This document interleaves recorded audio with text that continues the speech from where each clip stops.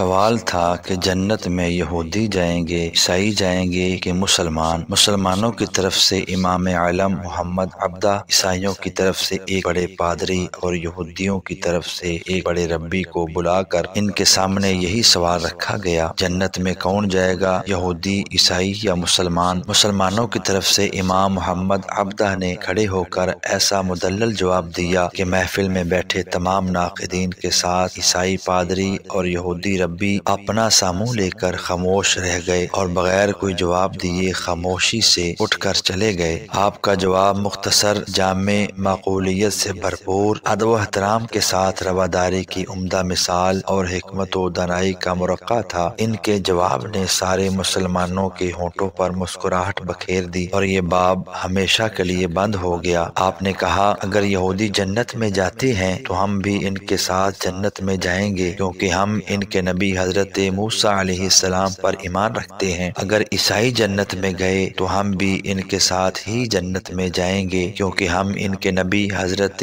عیسیٰ علیہ السلام پر بھی ایمان رکھتے ہیں۔ لیکن اگر مسلمان جنت میں گئے تو ہم صرف اللہ جل جلالہ کی رحمت کے ساتھ اکیلے ہی جنت میں جائیں گے، ہمارے ساتھ کوئی یہودی اور عیسائی نہیں جائے گا، کیونکہ انہوں نے ہمارے نبی حضرت محمد صلی اللہ علیہ وآلہ وسلم کو نہیں مانا اور نہ ہی ان پر ایمان لائے ہیں۔ یہ دیکھ کر سارے مجمع میں خوشی کی لہر دوڑ گئی۔ پتہ چلا کہ جنت میں کون جائے گا۔ ویڈیو کو لائک، شیئر اور چینل کو سبسکرائب ضرور کیجیے گا۔ اللہ حافظ۔